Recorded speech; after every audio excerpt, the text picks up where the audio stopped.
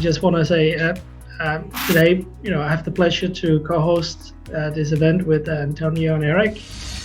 And I hope by end of this webinar that you will be able to take the tips and techniques that Antonio and Eric are presenting today to use that in your day, in your life, and use perhaps as a role with what you do. So to kick off, I would like to start the event by asking our host to introduce themselves and provide some background on who they are. So Antonio, do you mind starting by introducing yourself? Sure. Good. Well, thank you, Jimmy, and thank you to everybody that's watching. I hope that you all get something out of this afternoon. Certainly that's the whole purpose of this seminar this afternoon for everybody. Look, my name's Antonio Falco. I'm a business consultant. I specialise in sales and business development, and I've done so for nearly 24 years now. Prior to that, I was in corporate sales, where I did okay, and I decided that I wanted to run my own business and work for myself and see if I could do it. So I work with an awful lot of companies, primarily business owners, that are trying to tackle a number of issues. One of the key issues is sales and business development. Where are we going to get the next customer from? What's our process? What's our business strategy for it? And how do I get the sales team to do what they need to do? And they're the things that I help with. And anybody looks at my profile on LinkedIn or just Googles my name, goes to my website, you can find a bit more about me. Brilliant. Thank you for that, Antonio. And Eric, would you introduce yourself as well? Yeah, sure, no problem, Jimmy. Thanks for having me on today. So my name is Eric Partaker. I feel like my life is the embodiment of John Lennon's quote, life is what happens while we're busy making other plans. It's kind of weaved and turned in a lot of interesting ways. So I started off as a strategy consultant with McKinsey & Company for a while, and then I ran a McKinsey-sponsored nonprofit trying to stimulate new business development and entrepreneurship throughout Norway. Came down to London, joined Skype in its very early days. We were about 30 or so people. Helped with the blitz scaling of that. We went from 30 people to 500 people. We were adding about 150,000 new users a day, 53 million total users when we were acquired by eBay for $2.6 billion. That was about 16 years ago or so. And then I was missing Mexican food, having grown up on it in Chicago. And so then, as you do, I started and created what became an award-winning chain of Mexican restaurants called Chilango. And these days, I work with over 30 founders, CEOs of mostly tech or online or digital businesses in some form, helping them scale not just their companies, but also their leadership, and themselves as people, both personally and professionally. And if you want to learn more, you can head over to my website at ericpartaker.com. Recently wrote a book called The 3 Alarms, which is a bestseller on Amazon, and there's a few other things there as well too. So thanks for having me today. Thank you very much, Eric. I appreciate you both taking the time out today to be here. And as we all know, the pandemic have affected us all in various different ways. The thought behind this event was to offer some tips and solutions on a day-to-day basis, since our lockdown is easing and life is returning to somewhat normality. And I wanted to start with you, Antonio. So what are the things that you kind of can give of tips to us getting back to normality? The first place I'd like to start, Jimmy, thinking about what you just said in your introduction about the pandemic, and it's clearly been a difficult 18 months for businesses, is that the economic news is that in the UK, the economy is set to grow by 7.2%. Now, there were some bigger numbers reported by economists just only a few weeks ago, but the latest report, which I heard yesterday, was 7.2%. And I think that sounds like a sensible figure. Now, 7.2% is still a huge growth in the economy. And talking to some other businesses that I know in recruitment, there's an awful lot of recruitment going on. So, why would companies want to look to hire people if they don't see a prospect of business growing? So my message is this is a really good time for you and your business, because it is a time for growth, and it's a time to get ready for that. And it's a time to, what I think you need to do is, in the past 12 months, maybe some businesses have slowed down their business development activity for a whole variety of reasons. I mean, I remember this time last year, Jimmy, that an awful lot of companies that I was talking to, they didn't particularly want to talk to me because they were just trying to figure out how they were going to get their people to work from home. How were they going to get them to be set up with a laptop and an internet connection and a mobile? So they were just trying to figure that out. Now, as a result of that, I think what's happened is, I've certainly seen that in an awful lot of companies I'm dealing with, there was a drop in business for sure. And so I think now what we have to do is we have to say to ourselves, the economy is going to grow. We need to get back on the horse in terms of business development. And what are the practical things that we need to do? So I'm going to talk generically because I don't know who our audience is, and I'm going to talk about business to business development rather than business to consumer. So I guess that might be most of our audience. So what I would say to people is, go back to looking at what on earth is your strategy? What on earth is your plan? What is your day-to-day activity that you need to, as a business, focus on, that's going to get you back into developing that pipeline and developing that forecast? Remember, pipeline and forecast are two totally different things. And so what are we setting ourselves as a target? What are we setting ourselves as objectives for activity? And where is it we need to be this time next year? So they're the first things I would say to people is, take time out to think about where we as a business need to get back to. I've been talking to a number of my clients and saying to them, it looks to me like we need to do 2 years figures in one. And we need to do that. And that's the reality of a lot of businesses. And a lot of businesses are actually putting some very high growth targets because they're trying to catch up on last year. Last year was a holding pattern for a lot of businesses. And this year has to be a growth for sure in whatever form. And the economy looks like it's going to help us do that because it's going to grow. If you look at construction is virtually back to full pelt. I mean, there's an awful lot of construction sites that are, well, they're just busy. They have been for several months. And off the back of construction comes an awful lot of flow down to other sort of businesses. There's also a push towards having people back in the office. I was talking to just a company actually just earlier on today actually, who are saying that their new norm is going to be 3 days in the office, 2 days at home. And I think that's what I was saying quite a long time ago. The new norm is going to be partly in the office, partly at home. But I think an awful lot of businesses are saying, no, we want you back in the office. So look, things are turning. So what you need to do as a business is just to take a moment and say to yourself, right, we need to get back to being focused on developing our business. So as well as setting yourself those objectives, the key behind all of it is, do we have the skill? Do we have the actual skill of approaching a prospective customer? I use the word deliberately a prospect because they're not a customer until they give you the money. Okay, and that's a very important psychological point to appreciate. Once they've given you the money, then they're a customer. Up until that point, they're not. And what I think that does psychologically is it keeps you very focused on the fact that you are trying to bring them on a journey with you, which is anything from very nice to have met you to thank you for your order. And of course, what you need to understand as a business is, what is that process? What is the steps that we go through as a business to create that customer? So in the mix of all that, I think you have to look at, do we have the actual sales skills to make it happen? Do we need to sharpen our sales skills? Do we actually know how to actually create something from nothing? And the real value of a salesperson is the ability to create something from nothing. If you've got a sales team that can't do that, you haven't got a sales team. And so it's the ability to create something from nothing. So that comes down to very hard-nosed, honed skills of the ability to have a conversation. I did a video a few months ago, Jimmy, because I kept hearing customers saying, my salespeople don't know how to close. Actually, the reason your salespeople don't know how to close is because they don't know how to open. They don't know how to open that conversation. They don't know how to set some objectives to what they're trying to do in that conversation. What is it you're trying to do when you start to have a conversation with a prospective customer?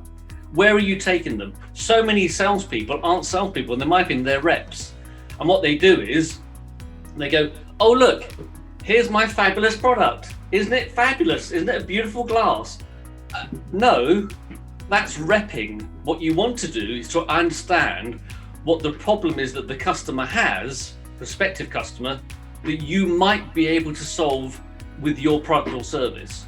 So the practical things are understand what questions you need to ask in order to decide whether or not you're talking to a prospective customer or not. So practical stuff. So that's my opening gambit for you as we sit here speaking. That's very, very, very interesting, Antonio. So when we're talking about business getting back to start, that most of the businesses have been have had challenges during the last year, and everything needs to be built up again. So some of the questions that businesses might have is, do I go back to the pipeline that I was working on last year, or do I build up a new pipeline? Where do I start? Okay, so if you've got a pipeline, and it's very important, and I like what you've just done, is pipeline, as I said earlier on, is different from forecast. I'll come to forecast in a second. Pipeline, if you've got a pipeline already, then the smart thing to do is just to revisit that pipeline for two reasons. One, because there might be a deal in there somewhere, but two, to stop kidding yourself. It's probably it might be all dead. Get rid of it, because every time you've got a pipeline that you think there might be some business there, without you qualifying it, you're just kidding yourself. So I think it's best to get a hold of that pipeline, get in touch with those prospects, and either, what I call it, kill or cure. They're either in or they're out. And I think you make some very, very hard questions. Is there still an opportunity for us to talk? Do you still see a need for what we're doing? Is there an opportunity to come back and talk to you about how we might be able to work together?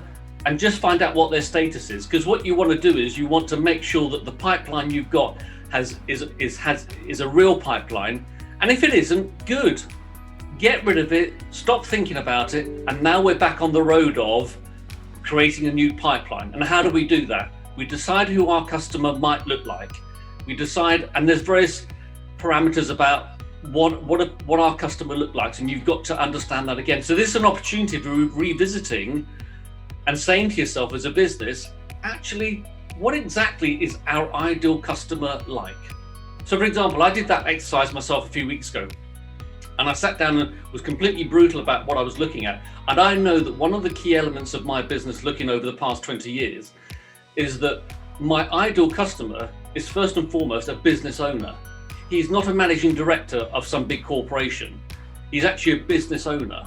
He owns and runs the business, and he's got a variety of issues that I may be able to solve. That's one of my key parameters. It got me to think about, let me just look at what my best customers were. And for me, it was starting that business owner. So I think this is an opportunity to get rid of all the dead wood, be hard on yourself, and now you've got your real starting point.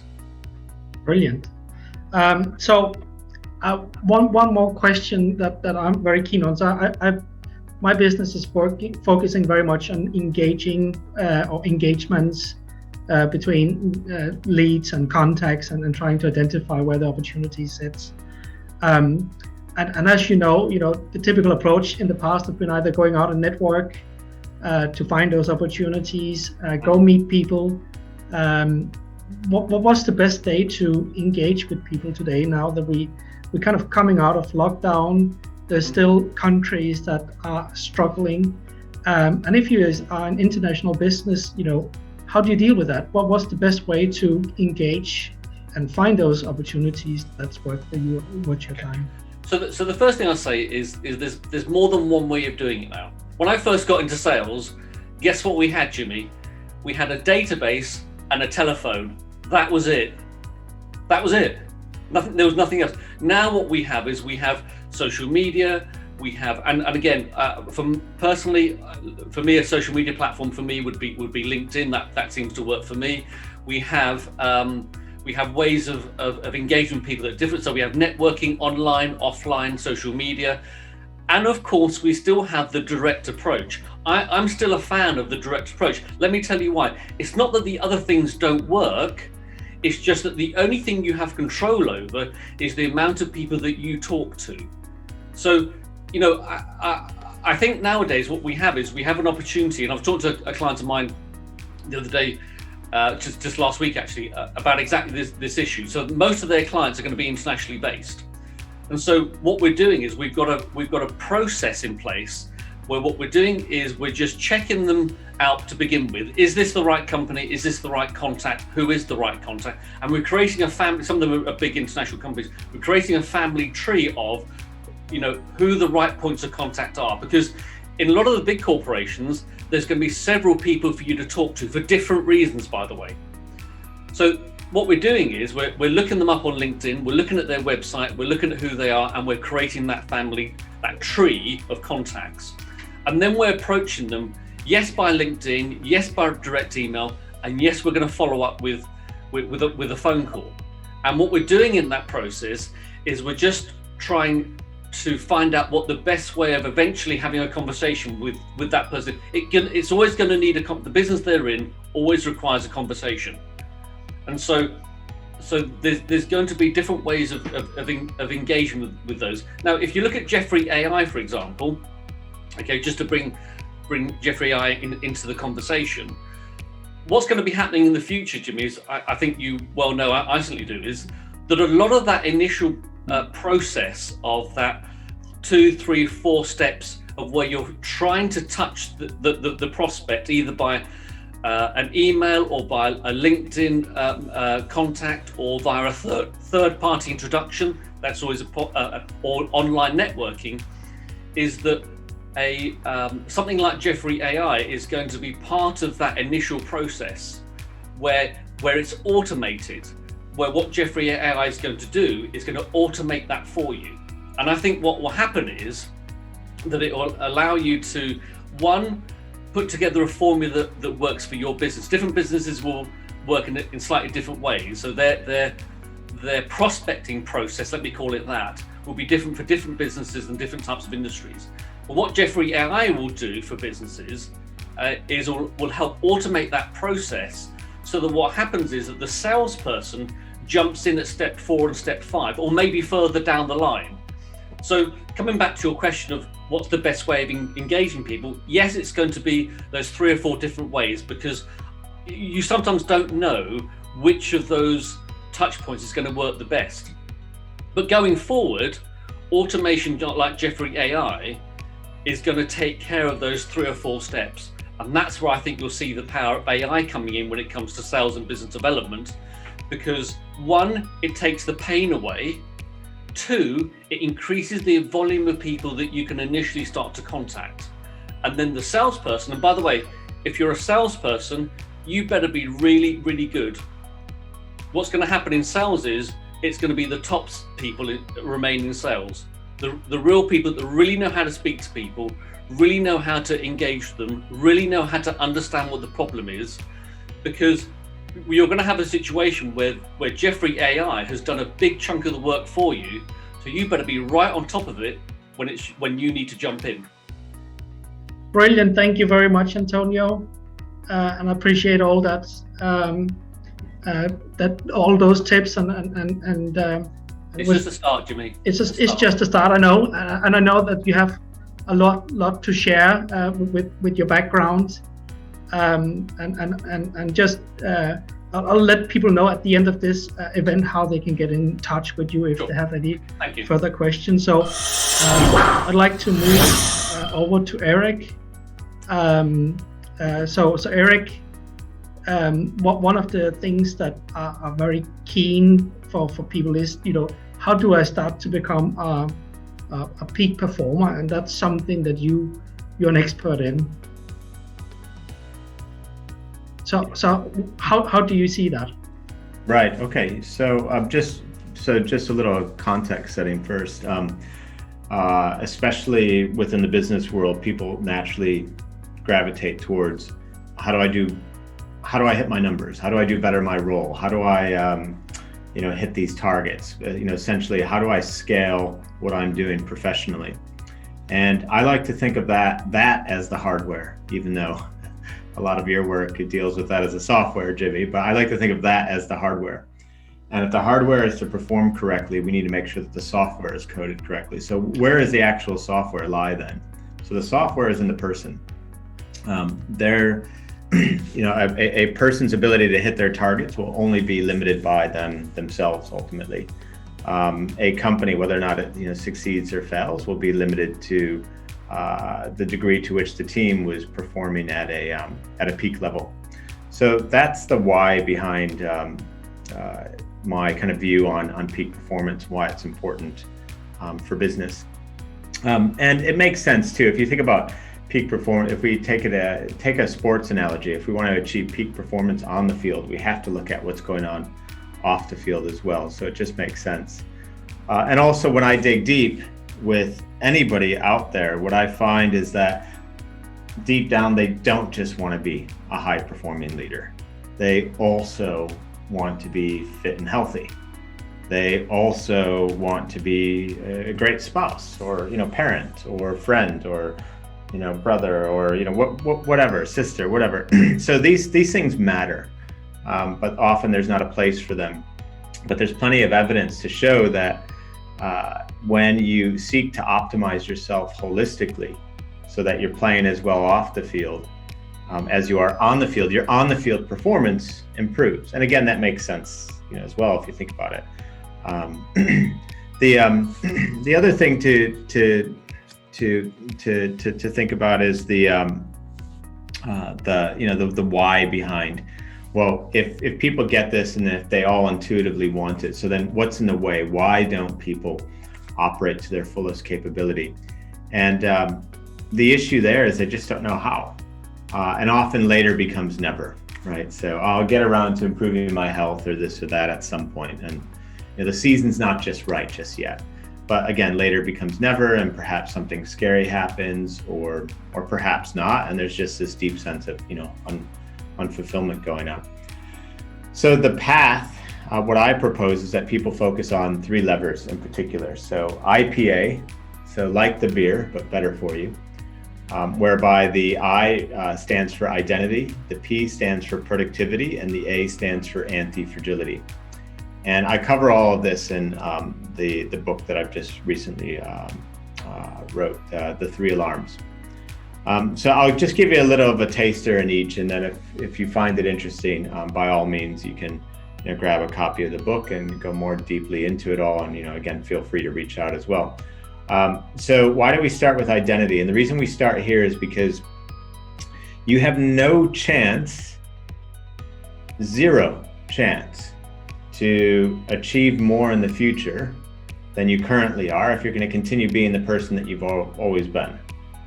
So it's just not going to happen, and you're just kind of living a pipe dream.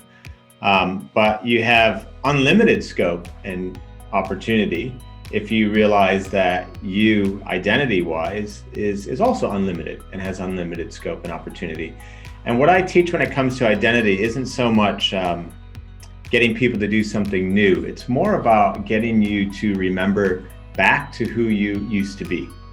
So when we start out as kids, our imaginations are infinite. We can do anything that we want. We dream whatever we want. We become whoever we want, and we can do it all in a moment's notice. And so whereas lots of people will tell you that to improve, you have to focus on a myriad of things and that change takes a long time, I'm saying that you only have to focus on 3 things really, and that the change can happen in an instant. In an instant. And I'll just give you a quick taster. But even before I do that, so this is a picture of Captain America as drawn by Leo, my 7-year-old. So I bought Leo a Captain America shield, and he drew me that as a return gift, priceless Mona Lisa. When the shield arrived and I gave it to Leo, I didn't have to then sit Leo down and do any behavioral training with Leo. Okay, here's how you act and pretend like you're Captain America. None of that was required. And why wasn't that required? Well, because behavior follows identity. If we get the identity right, if we're intentional about who we want to be, and if we actually hold ourselves up to those standards, then the behavior just follows suit. Lots of other people, they go about it the other way though. They try to change their behaviors hoping that they become someone else. I'm saying, no, flip it around. Decide who you want to become, and then your behavior will follow that. We do this effortlessly as children. If anybody listening has kids, you know that your kids just do this. Somewhere along the way, all these layers of conditioning come into play, and we lose that ability. And so what I try to prompt people to do is, once again, not to start doing something they've never done before, but to remember back to what it was that they used to do. So I'll give you an example of how I use identity powered change on the health front, the wealth front, and the relationship front, because those three, health, wealth, and relationships, that's what life is ultimately about. And when I say wealth, I mean both making the money and whatever you decide to do with it. So on the, I grabbed my phone one day and I put in 3 alarms. I thought of, okay, if I were to have a superhero version of me on the health front, on the wealth front, on the relationship front, me at my best, a champion version of me, what would that be? Like, what would it be in terms of a name? What's a phrase that would represent me at my best in each of those areas? Again, it's unique to me. So these phrases, they need not mean anything to you, or maybe they do, but I chose on the health front, I thought, okay, I'm a world fitness champion. I never will come close to being a world fitness champion, by the way, not a chance in hell. But that's the version of me that I want stepping into the gym. That's the version of me that I want to tap into when I'm feeling like quitting in the middle of the workout. That's the version of me that I want to be answering the opportunity to nip to the pub for some beers versus go and do my workout, right? And then I thought about things on the work front as well. Well, what's the best version of me on the work front? What's me at my best? And I came up with the phrase world's best CEO, because I wanted to be reminded of how decisive, inspiring, reliable that version of me would behave if I was truly stepping into that identity. And then last but not least, on the home front, I chose the phrase world's best husband and father. And I took those phrases and I put them into my phone and I timed them to go off at a certain time of the day that would most benefit from being powered by that best self identity, that would most benefit from me grabbing that Captain America shield, if you will, or putting the cape on and kind of transforming into that person. And at 6:30 a.m., the first alarm goes off. It says World Fitness Champion, just to cue, okay, it's that version of me that's going to the gym. At 9 a.m., World's Best CEO goes off. These phrases literally appear on the phone, again, to cue that version of me, remind me, what am I aiming for on the work front? And then last but not least, at 6:30 p.m., World's Best Husband and Father goes off to prompt the question, how would the world's best husband and father turn that handle right now and step across the threshold into my home? Because before that point, in the absence of this intentionality, when I would get home, my family would often get the leftovers. My wife might want help with something, I might want to push it off to the weekend. The kids might want to play, I got a little bit more work to do. But is that how the world's best husband responds? Is that how the world's best father responds? You see, the secret with all this stuff is that once you choose what best looks like in the domains that matter most, remind yourself of your choice at the right time of day, then 2 things happen. Either your behavior feels like it's congruent with that, or equally powerful, you're reminded how off your behavior is and how incongruent it is with that identity. Both are quite valuable because both give you a target, and in the absence of having something to measure yourself against, you just drift through life, or you just tend to over-index on work. I'll figure out health at some point in the future. I'll figure out family and my relationships at some point in the future. Again, later becomes never. So that's the identity piece and some kind of tips and tricks that relate to that. But we can optimize ourselves identity-wise, and then we can go sit on the sofa. So that doesn't help. So we need to optimize ourselves for action. So the next thing I think about is productivity.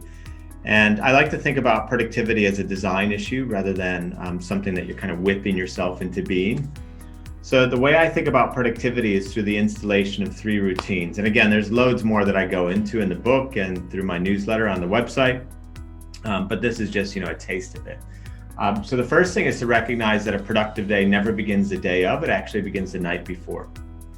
or the evening before. And you need to install a good evening routine. And I end my day in the same way every day with a shutdown appointment, whereby I simply choose what are the top 3 things that I'm going to do the next day, and I schedule them as appointments into my calendar. So I know when I'm going to be doing them and what I'm going to be working on. An hour before bed, I simply shut off all the electronics because I don't want any of that artificial light going into my eyes. Why? Because it gets picked up by a small size gland, the pineal gland, size of a pea. It's at the center of your brain. This gland is responsible for producing melatonin. Melatonin is a sleep-inducing hormone. It has evolved to only produce melatonin when it thinks it's dark out. We've evolved to sleep at night.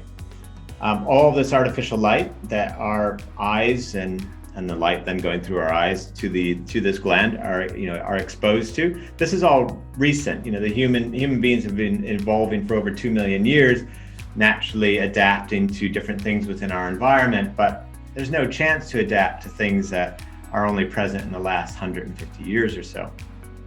So the body doesn't know any different. It thinks it's still daylight out, and it halts the production of melatonin. So much so that any of that artificial light in the hour before bedtime means that your brain has 50% less melatonin than it should. What does that do? That means that you'll have trouble sleeping for the full 8 hours. And even if you do, you won't get into the deep sleep cycles long enough. That will negatively impact your productivity. So a well-rested group versus a group that's doing the typical things everyone does right before bed these days. The well-rested group didn't have all that digital artificial light. They will outperform. Time and time again, they will be more productive than the group that did not rest as well. And then last but not least, I actually go to bed at a time that ensures that I'll get 8 hours of sleep. If you think that you don't need 8 hours of sleep, you might be right, but you're probably dead wrong. There's a gene associated with being able to sleep in less than 8 hours. Not survive less. We can all survive less, but to be able to thrive on less than 8 hours of sleep.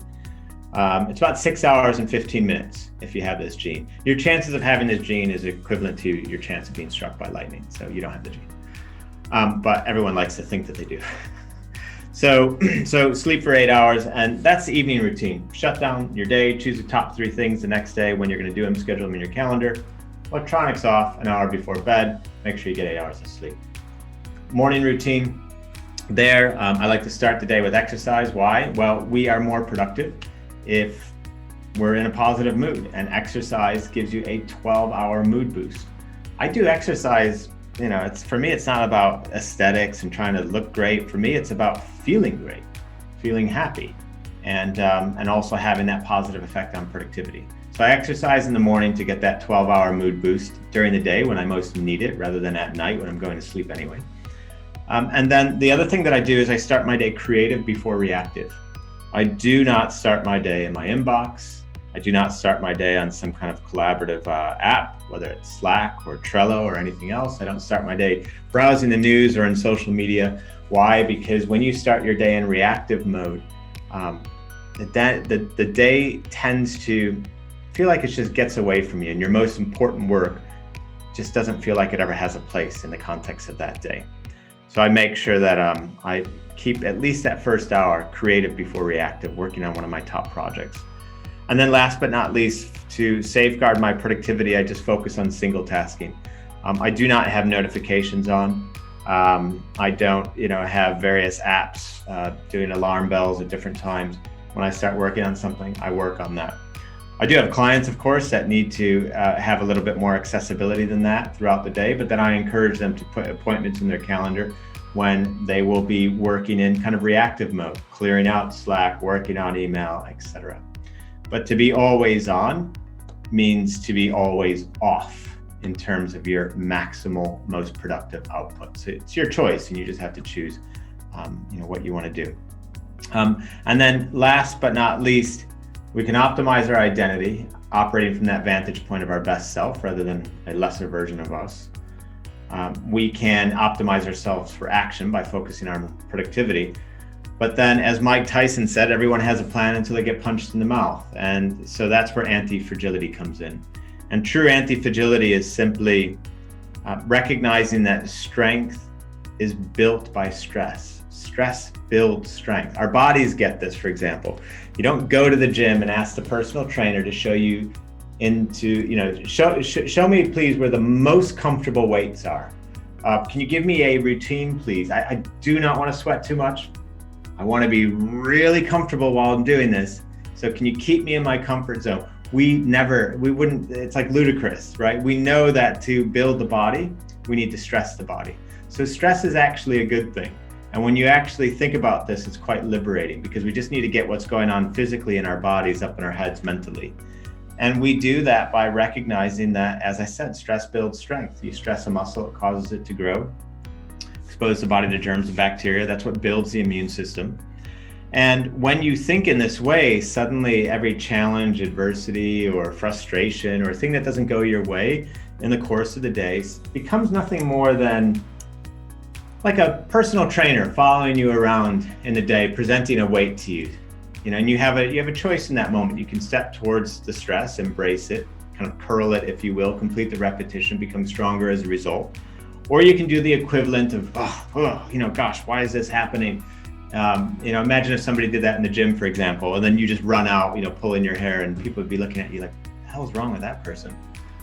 So stress builds strength, and anti-fragility is the opposite of fragile, whereby the more hits something takes, the stronger it becomes. I like to think of it as a suit of armor, whereby the more blows it takes, the stronger the armor becomes. And when I have that kind of mentality going on, I expect the unexpected. I embrace stress. I even look forward to it, knowing that all of my growth and future potential doesn't lie within my comfort zone, but actually lies just outside of it. Meaning, I seek discomfort. I look for the unexpected. So in totality, these three things, getting your identity right and operating from that vantage point of your best self, designing productivity into your day, and then expecting the unexpected, but being anti-fragile, whereby it will only make you stronger, the stress will build strength. That helps you elevate your game. That helps you, go from your current self to your best self. And I'll just end with a startling statistic. So Abraham Maslow, who came up with Maslow's hierarchy of needs, he said that our path to deepest fulfillment lies in reaching our fullest potential. That is the one thing that unites all of humanity. It's the one thing that we all want. We all want to play to our fullest capabilities. It's timeless. It transcends any religion, geography, or age bracket. But the startling stat is that in his estimate, only 2% of the world's population operates to their full potential.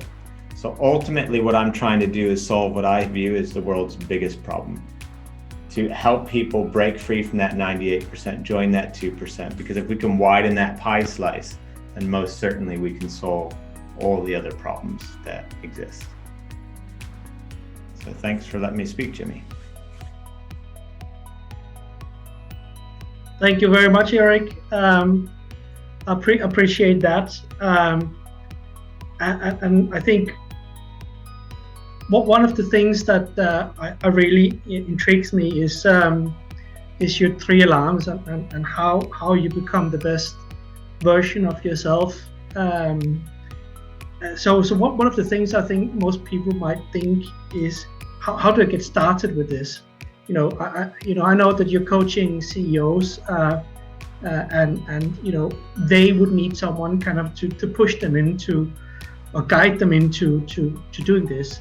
So how do the ordinary person out there who wants to become a peak performer, how do they start, or what's the best way to start the 3 alarms if that's what they want to do? Yeah, sure. So I mean, to be clear, my book, The 3 Alarms, is definitely not written just for CEOs. It's really just written for anybody who wants to play a bigger game. And the best way to start is to keep it simple. Don't overthink it. Think about you on the health front, you at your best, give it a name. The name could be an individual that you aspire to be. It could be, a phrase like I chose. Do the same on the work front, do the same on the relationship front, and just try it out, get started. Pick the segment of the day that you think would most benefit from being reminded about that version of you. put it in your phone as an alarm. And when the alarm goes off, don't just turn it off and get on with your day, but check in with yourself. Ask yourself, okay, how congruent am I right now with that identity? How big is the gap between my current behavior and how that version of me would behave? And then make your choice. Continue living in the gap if you want. That's definitely where all frustration, kind of despair, disappointment lies. So choose that, but then choose it. Say, I'm gonna remain frustrated and disappointed with myself. I'm gonna stay in the gap. Make that choice, or choose to adjust your behavior so that you close the gap. But it's all choice in the end. It's all, wherever we are, we've chosen to be there. Super. Another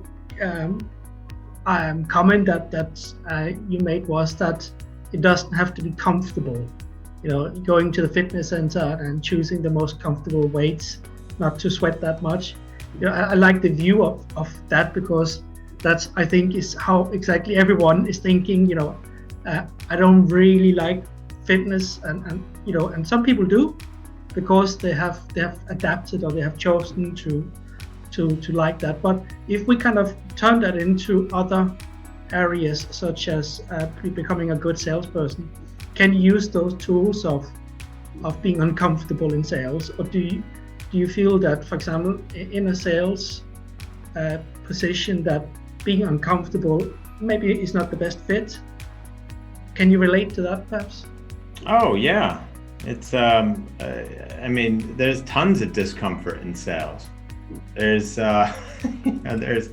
there's discomfort in picking up the phone. There's discomfort in sending the emails. There's discomfort when you say, you know what, I'm worth twice as much, or 3 times as much, or 4 times as much, and confidently stating, whatever that price is. There's plenty of discomfort, I think. So, I think there's ample opportunity to, but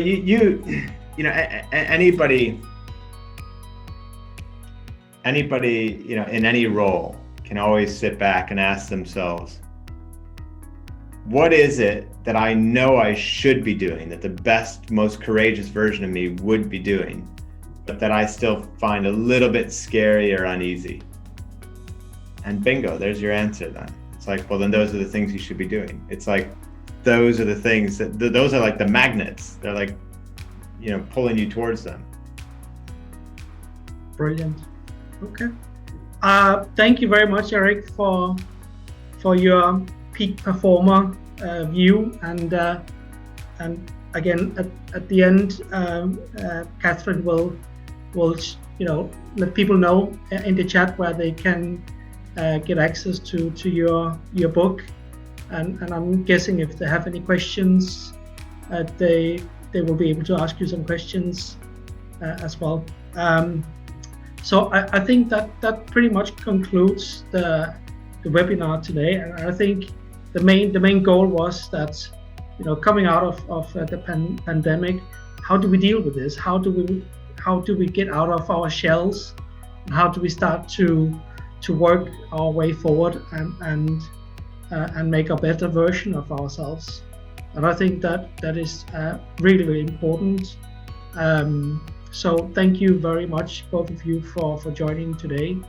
And we will be sharing this webinar on various social media. I hope you're all okay with that. So thank you, and I think that concludes this webinar. Catherine, do you mind just sharing? Yes, I'll share with you. Yeah.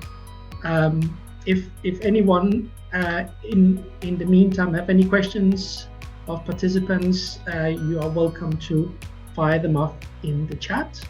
Yep. Do you mind sharing? Yeah, I think I have a copy for Antonio. Antonio, I had one question for you. So one is asking, how do I follow up with a client without being too pushy? Are they a client? Yes. Okay, so if they're a client, it means they're giving you the money, they're a customer. I don't think anybody, I think the question is, how do you follow up with somebody who's a prospect rather than a client?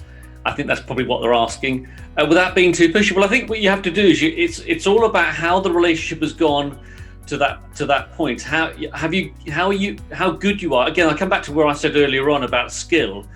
Do you have the skill of empathy to understand how the person that you're interacting with is reacting to you? Do you, in terms of your process, and sales has a process, how have you got to where you've got to that allows you to understand if you need to go to the next step? It's about understanding people. It's about getting used to.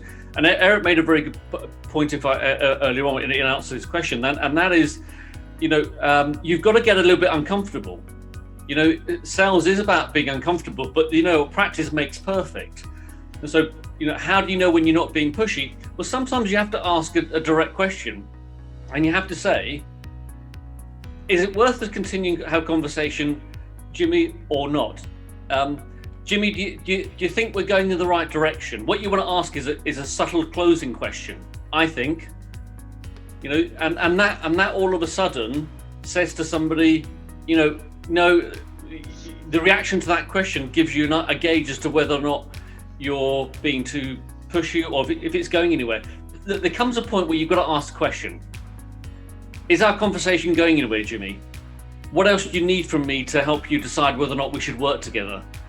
When, and you've got to ask those questions of, are we happy to work together? Are you happy to give us an order? Sometimes asking those questions, if you feel that you've got to the point where you don't know where else to go, sometimes you have to be a little bit unsophisticated and ask just a plain open question. Look, at the end of the day, it comes down to this. They got your money, you've got their product. At some point, you need to make the exchange. And if you're thinking that, am I being too pushy? Test it. Ask a very, you've got to be brave, ask a question. Push yourself out of the comfort zone. Make yourself feel uncomfortable. Exactly what Eric says. When you go to the gym, you want to lift the heaviest weights because it pushes the body, it pushes the body into stress. Absolutely right. And what Eric, I think, was trying to say is also not to put words in your mouth, Eric, but that happens in a business context. You're pushing yourself. You're pushing those boundaries just like children do. There's nothing wrong with saying to somebody at some point, are we going to work together or aren't we not? I'll tell you a quick story. Several years ago, I was at a networking event, and we were all sitting around the table and just introducing what we're doing. And a guy said to me, God, what was his name? It'll come to me in a second. He used to run a very big division for a very big software company. He left it, semi-retired, wanted to go and start his own business. So he decided to sell corporate gifts. So he said to me, look, can you help me with this situation? I've been talking to a potential customer for 6 months. He likes the ideas I've come up with in terms of corporate gifts, but he never seems to give me the order. So I said to him, look, this is what I want you to do. Can you ring him up and arrange a meeting? He said, yeah, I can do that. I said, fine. Ring him up, arrange a meeting, go and see him, and this is what I want you to say, word for word, okay? Jimmy, we've been talking for 6 months now. It seems to me like you like me and I like you. You like my product and my company, my solution. Can I have your order? The following month he came back and everybody's desperate to hear what happened. He said, I did exactly what you said to me. You told me to do, word for word. And the guy said to me, do you know what? I guess I have been messing you about. Here's the order. Now, was he being pushy asking that question? I guess after 6 months, there comes the point where you have to know if you're wasting your time or not. There's a chapter in my book called Yes and No has the same value. As a salesperson, I want to know, am I on the way to making a sale or am I not? Because if the answer's no, great, I'll stop wasting my time and go somewhere else. If the answer's yes, great, I've got an order. Brilliant. That's a fantastic ending comment from you, Antonio. I think we have time for just one more question. Eric, the question is, what is the most effective tool to make a difficult client follow through on their goals? Good question. Yeah, great question. So in a situation like that, I like to hack into DNA in a way. So we're loss aversion is hard coded in our DNA. So human beings are two times more inclined to avoid losing something than they are to gain something. Now, a goal is typically about gain, even if it's losing weight, it's still about gain, really. So what do we do there? So there's some great behavioral science out of Yale University, which shows that when you create pain and negative consequences around what it is the person's trying to achieve, it can increase the likelihood of achieving their goal by 3 to 5 times, because it's tapping into this, it's hacking into this loss aversion, which is literally within our DNA. Which makes sense too if you think about it, because again, this world of abundance that we currently live in. So first of all, it's not the entire world; it's actually a minority of the world that lives in an abundant world. And most of our evolution has been linked to scarcity in some way, shape, or form. Like, don't lose that water, don't lose that food, and don't risk anything. Keep what we have. So it makes sense.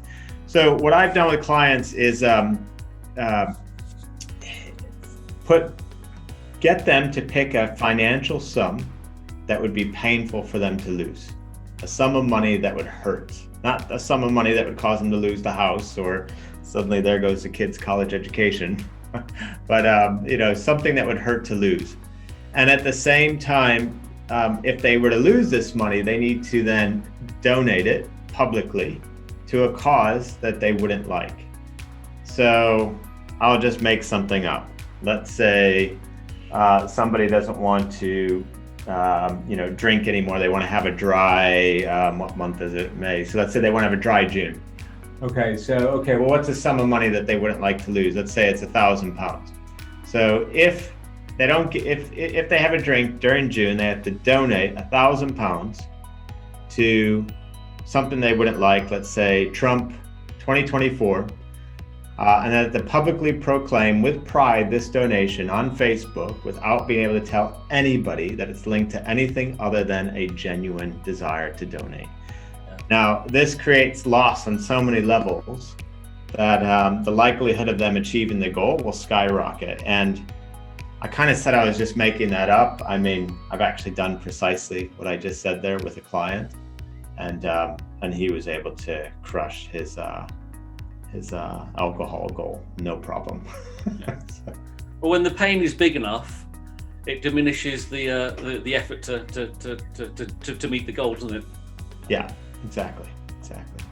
You have, if I tell you don't go into that house, what's in that house? If I set the house on fire, it's pretty easy. Yeah, exactly. Fantastic, brilliant. All right, I think that's all we had of questions. Appreciate both of your time today, and I know a lot of the participants have enjoyed that as well.